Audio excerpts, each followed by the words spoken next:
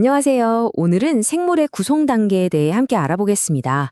우리 몸이나 식물 같은 생명체들이 어떻게 이렇게 체계적으로 이루어져 있는지 그 단계를 하나하나 차근차근 살펴볼 거예요.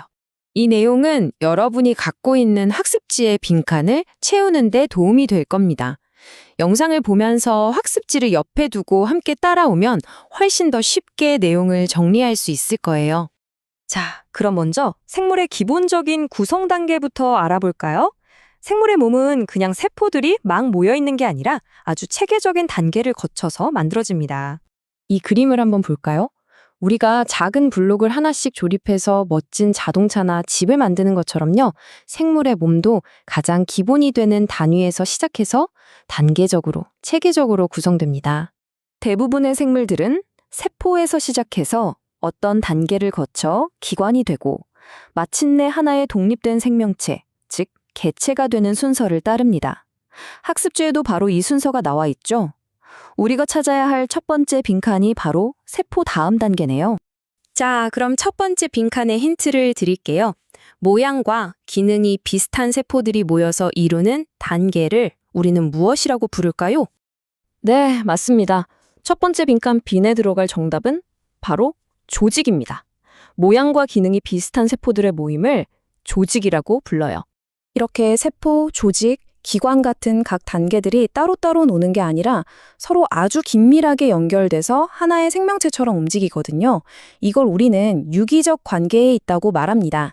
학습지의 두 번째 빈칸 2번에는 이 단어 유기적을 적으면 되겠습니다. 그럼 이제 식물의 구성 단계를 좀 더 자세히 들여다볼게요. 식물은 동물하고는 약간 다른 식물에게만 있는 아주 특별한 단계를 하나 가지고 있어요. 모든 것의 시작은 역시 하나의 세포입니다. 지금 보이는 건 식물 잎을 이루는 세포예요. 가장 작은 기본 단위죠. 그리고 이렇게 모양과 기능이 비슷한 세포들이 모이면 우리가 방금 배운 조직이 되는 겁니다. 이 그림은 잎에 있는 울타리 조직이라는 거예요. 바로 여기서 식물만의 특별한 단계가 나타납니다. 울타리 조직이나 표피 조직처럼 서로 다른 여러 조직들이 모여서 더 큰 기능을 함께 수행하는 단계가 있거든요. 이걸 바로 조직계라고 부릅니다. 세 번째 빈칸 3의 정답이죠.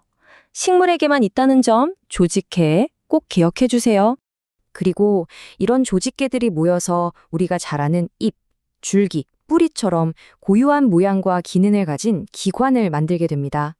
그리고 마지막으로 뿌리, 줄기, 잎 같은 여러 기관이 모두 모여서 독립적인 생명활동을 하는 하나의 완전한 개체, 바로 이 나무와 같은 하나의 식물이 되는 거죠. 그럼 이번에는 동물의 구성 단계를 한번 살펴볼까요? 동물도 식물과 전체적인 흐름은 비슷한데요. 동물에게만 있는 고유한 단계가 또 있습니다.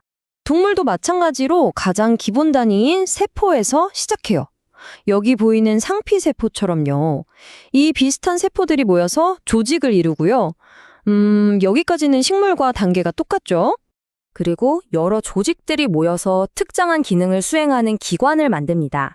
예를 들어 음식을 소화시키는 위가 대표적인 기관이라고 할 수 있어요.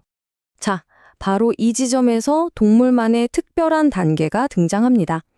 위, 간, 창자처럼 비슷한 기능을 하는 여러 기관들이 모여서 소화라고 하는 훨씬 더 큰 임무를 함께 수행하는데요. 이 단계를 우리는 기관계라고 부릅니다. 여러분 학습지의 마지막 빈칸 4의 정답이 바로 이 기관계입니다. 방금 말했던 소화계가 기관계의 아주 좋은 예시예요.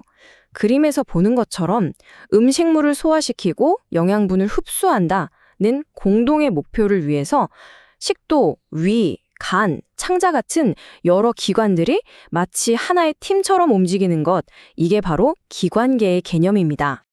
그럼 이제 식물과 동물의 구성 단계를 나란히 놓고 한번 비교해 볼게요. 이 부분이 학생들이 가장 많이 헷갈려하는 지점이니까 집중해서 잘 들어주세요. 표를 보니까 차이점이 한눈에 보이죠? 세포, 조직, 기관, 개체. 이 단계들은 식물과 동물 모두에게 공통적으로 나타납니다.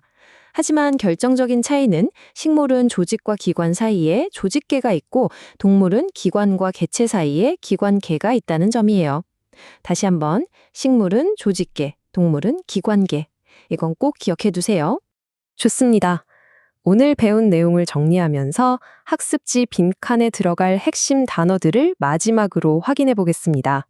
첫 번째 빈칸 1은 조직, 두 번째 2는 유기적, 세 번째 3은 식물에만 있는 조직계, 그리고 마지막 4는 동물에만 있는 기관계였습니다. 이 네 가지 핵심 단어를 잘 기억하면 됩니다. 자, 이렇게 해서 오늘 설명이 모두 끝났습니다. 이제 여러분의 학습지를 펴고 오늘 배운 내용을 다시 한번 떠올리면서 빈칸을 직접 채워보세요. 분명 잘 해낼 수 있을 겁니다. 모두 수고 많으셨습니다.